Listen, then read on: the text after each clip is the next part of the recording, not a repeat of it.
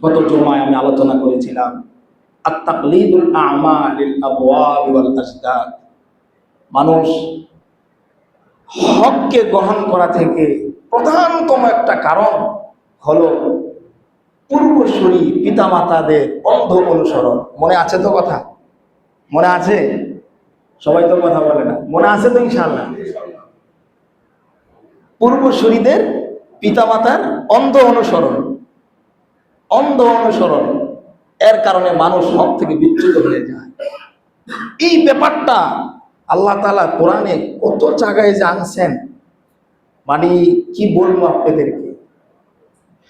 সমস্ত নবীদের দাওয়াতের পরে দাওয়াতের মিশন ছিল একটা তাওহীদের উপর।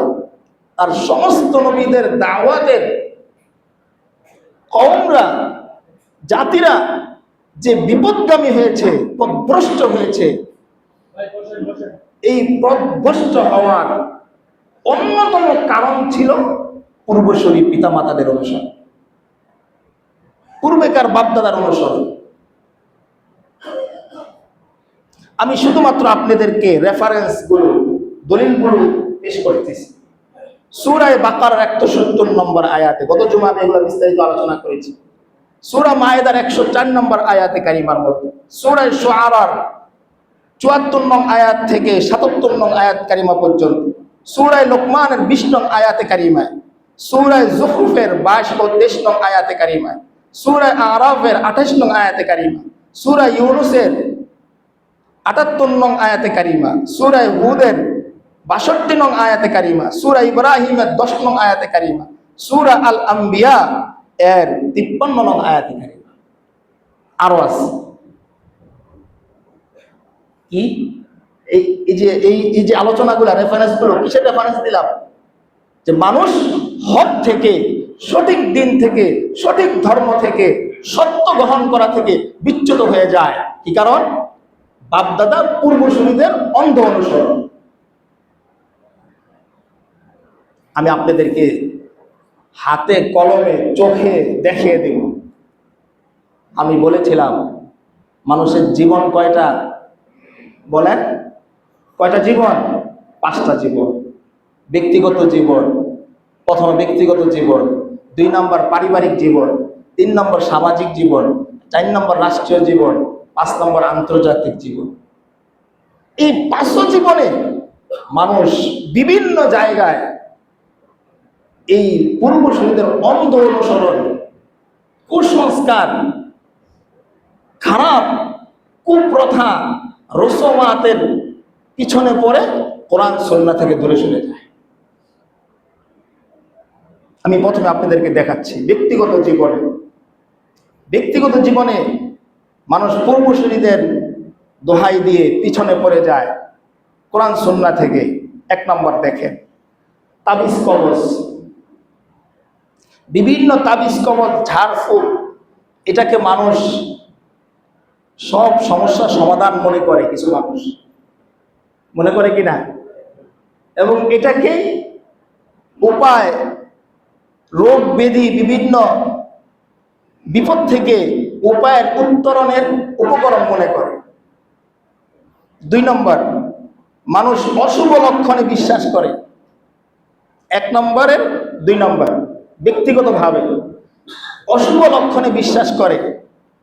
যেমন পেঁচার ডাক, গ্রামে পেঁচায় ডাক দিলে এই হয় সেই হয়, কুলক্ষণ নেয়। তারপরে কালো বিড়াল দেখলে, তারপর আছে নির্দিষ্ট কিছু দিন, যে সোমবার, মঙ্গলবার এটা হলো অমঙ্গল, মঙ্গলবার অমঙ্গল। আরো বিভিন্ন কিছু ব্যক্তিগত জীবনে মানুষ কুসংস্কারে লিপ্ত হয়। তারপরে 3 নম্বর হলো মৃত্যুর পর 3 দিনা 40 বিভিন্ন কুলখানি করে কিনা বলেন। এগুলো আসছে কোথা থেকে জানেন? এই যে এই সিস্টেম, মৃত্যুর পরে 40 3 দিন, এগুলো আসছে হিন্দুদের থেকে। কথা বলেন, কোন জায়গা থেকে আসছে? হিন্দুরা এগুলা করে। আমাদের বাড়ির পাশে হিন্দু আছে, 3 দিন হইলেই বাপের কবর খুঁজা সব এটি উড়ায়।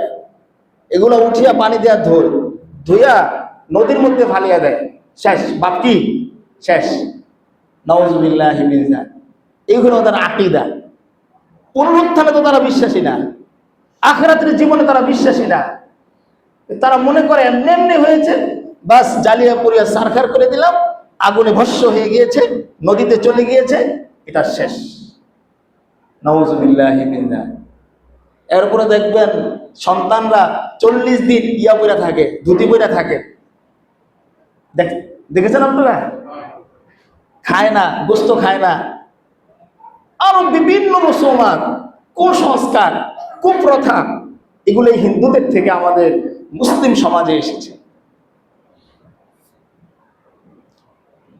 তারপরে কবর পূজা, পীর পূজা, কবরের কাছে, পীরের কাছে মান্নত করে মানুষ, স্পষ্ট শিরিক। এটা বললাম 1 নম্বর, 5টা জীবনে 1 নম্বর জীবন, যে ব্যক্তিগত জীবনে মানুষ এই সকল কুসংস্কারে লিপ্ত হয়ে কোরআন সুন্নাহর আলো থেকে, স্বচ্ছ নির্মল কোরআনের পথ থেকে, হেদায়েতের পথ থেকে, শরীয়তের পথ থেকে মানুষ বিচ্যুত হয়ে যায়। বাকি 3 জীবন এটা আমি দেখাবো ইনশাআল্লাহ, আল্লাহ যদি আমাদেরকে হায়াতে বাঁচিয়ে রাখেন আগামী জুমা। আল্লাহ তাআলা আমাদেরকে কথাগুলো বুঝে সে অনুযায়ী আমল করার তৌফিক দান করেন। আমিন। ওয়া আখিরু দাওয়ানা আলহামদুলিল্লাহি।